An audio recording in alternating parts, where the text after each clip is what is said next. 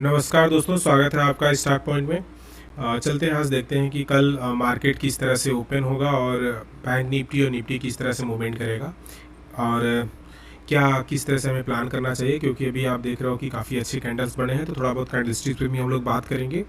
और गाइस, अगर आप चैनल पर नए हो तो प्लीज़ चैनल को लाइक करें, शेयर करें, सब्सक्राइब करें। चलिए, तो बिना टाइम गवाए हम लोग वीडियो पे चलते हैं। देखते हैं कि जैसे यहाँ पर आप देख रहे हैं कि डे वन के कैंडल में काफ़ी अच्छा कैंडल बनाया है। निफ्टी फिफ्टी ने डोजी कैंडल बना है, ठीक है। तो इसको आप ध्यान रखेंगे।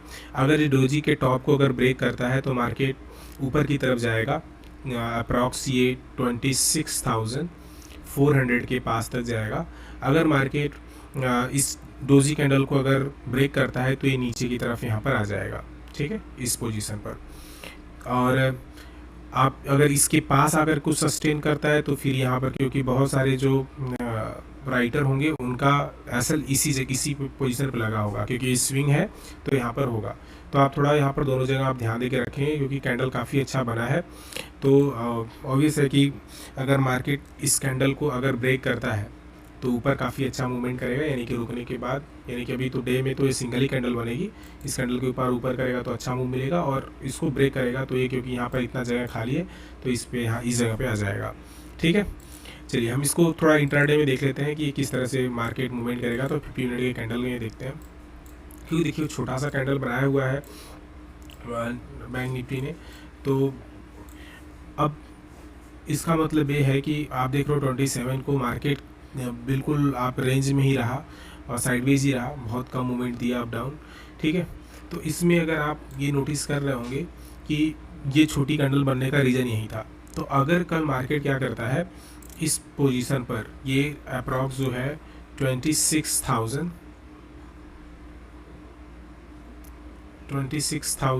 के आसपास, ये आप यहाँ देख सकते हो 26,150, ठीक है। 26,150 के पास, 26,150 के पास अगर मार्केट क्या करता है, सस्टेन करता है, ठीक है। अगर इसी के पास खुले और सस्टेन करे, सस्टेन करने के बाद अगर ये मार्केट नीचे ब्रेक करता है तो ये आ जाएगा कैंडल यहाँ, जो ये पोजीशन आप देख रहे हैं, ये अप्रॉक्स 26,900 या 90 के आसपास, ठीक है। तो यहाँ पर आप ध्यान बना के रखेंगे कि अगर मार्केट किस तरह से मूवमेंट करता है, ठीक है। अगर मार्केट ऊपर की तरफ होगा तो आप यहाँ पर ये देख रहे हैं थोड़ा एक ट्रेंड लाइन बन रही है। इस साइड में अगर आप देखेंगे तो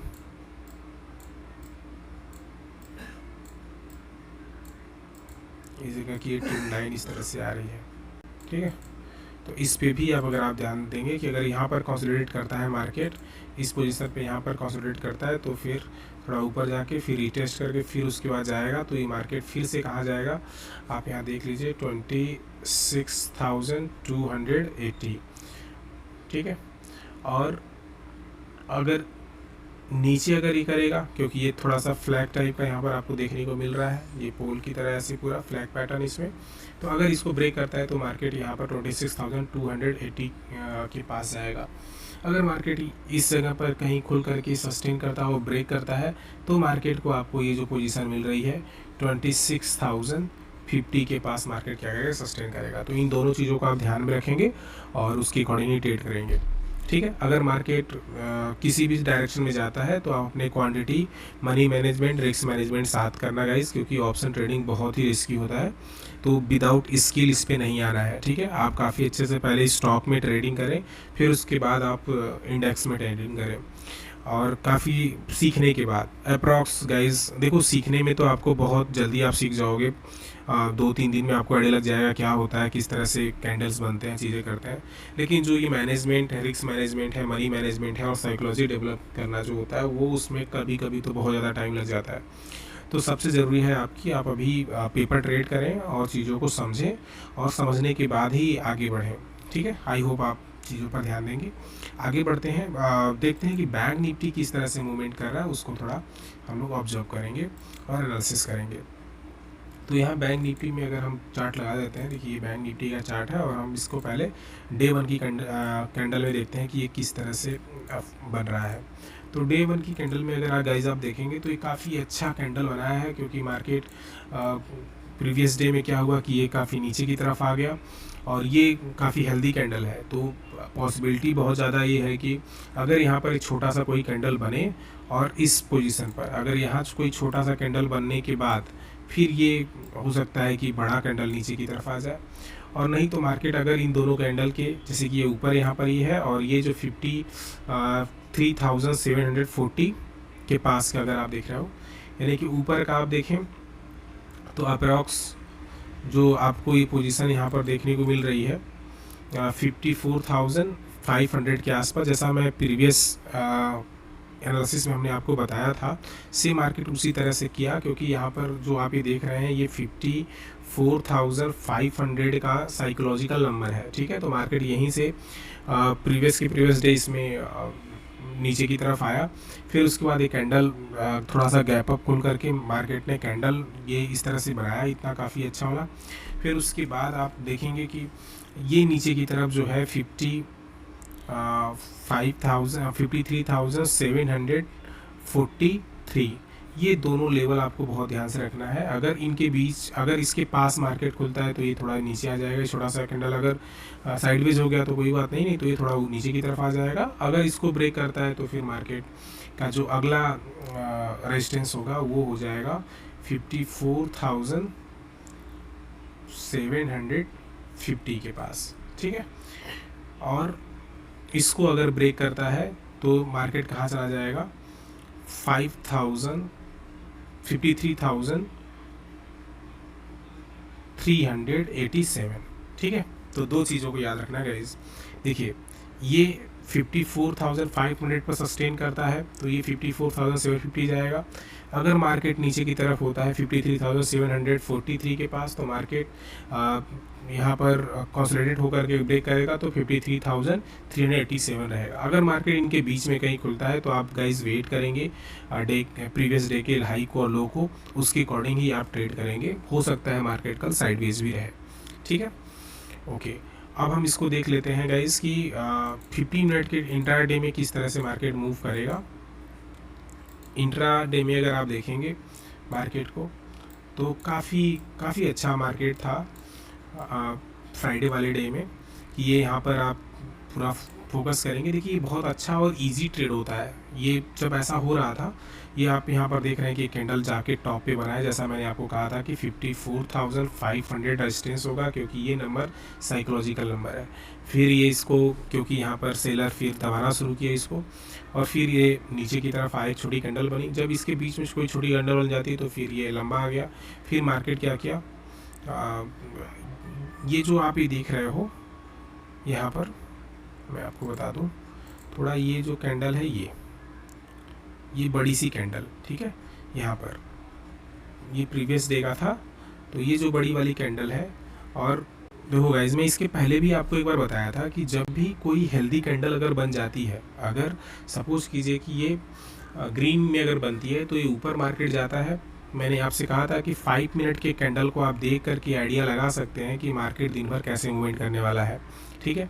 तो इसके पहले भी आप जा करके अगर बैंक निफ्टी 50 में देखेंगे तो इसी तरह का कैंडल बना था, लेकिन ग्रीन में बना था, तो मार्केट ऊपर की तरफ गया।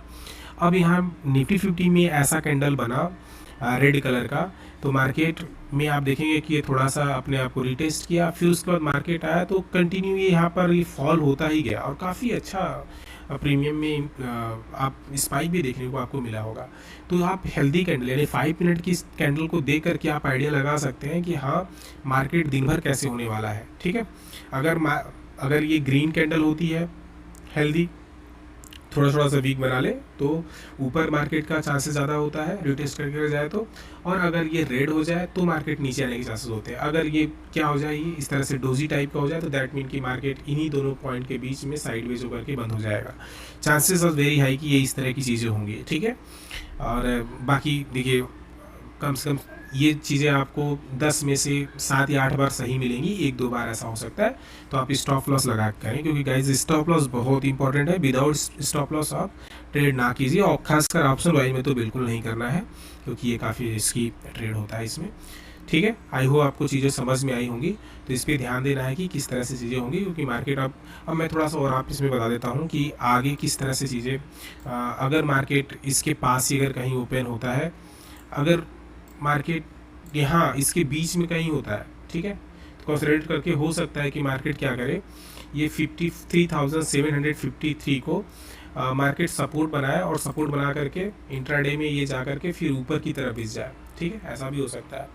और अगर मार्केट गैप अप खुल जाता है, ठीक है, तो गैप अप के केस में अगर आप देखेंगे तो ऐसा कंडीशन बनेगा कि इसके अगर आसपास अगर कहीं ऐसे होता है 54,000, तो फिर ये भी जाएगा मार्केट ऊपर को अपने आप को रिकवर करने की कोशिश करेगा।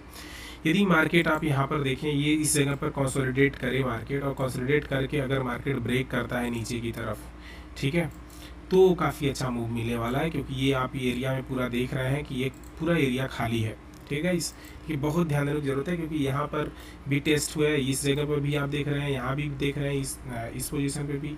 तो अगर मार्केट कहीं यहाँ पर खुलता है तो सीधे मार्केट क्या करेगा, एक बार रीटेस्ट करके फिर यहाँ पे आ जाएगा 53,387। तो यहाँ पर ध्यान देंगे, अगर यहाँ पर फिर मार्केट क्या किया, रिटेस्ट किया, तो फिर अगला कहाँ जाएगा, इस जगह 53,048 के पास। तो आप यहाँ पर ध्यान बना के रखेंगे और ये काफ़ी आपके लिए अच्छा हो जाएगा। तो ये दोनों पोजीशन देखना, काफ़ी मार्केट अगर नीचे आएगा तो काफ़ी अच्छा मूवमेंट मिलेगा, ठीक है गाइस। तो थोड़ा देखेंगे, अगर मार्केट यहीं कहीं बीच में खुलेगा तो ये अपने को फिर रिकवर करने की कोशिश करेगा, फिर ऊपर की तरफ जाएगा। तो ये जो 2-3 पोजीशन है आपको देखना है, एक तो ये 54,200 का, फिर ये सपोर्ट, अगर यहाँ पर कंसोलिडेट हो करके फिर एक बार नीचे की तरफ आए तो ये, और अगर फिर आप देखेंगे कि इसमें ये इस तरह से कि कंसोलिडेट होकर के, जैसे मैंने आपको पहले ही बताया कि यहाँ पर ये कंसोलिडेट होकर के आएगा तो नीचे आ जाएगा, फिर यहाँ कंसोलिडेट करके आएगा तो फिर यहाँ नीचे आ जाएगा, ठीक है। आई होप आपको चीज़ें समझ में आएंगी। देखिए, सबसे ज़रूरी है आपके लिए ये कि आप कम से कम एटलीस्ट ये तो देखें कि चार्ट रीडिंग कैसे होती है, क्योंकि ये जोन पूरा काफ़ी अच्छा है, ठीक है। तो आप यहाँ पर गैप देखने को मिल रहा है, तो यहाँ पर आप ट्रेड उसी के अकॉर्डिंग करेंगे। Okay, thank you guys, I hope आपको चीज़ें समझ में आई होंगी। फिर मिलते हैं कल। Thank you to all.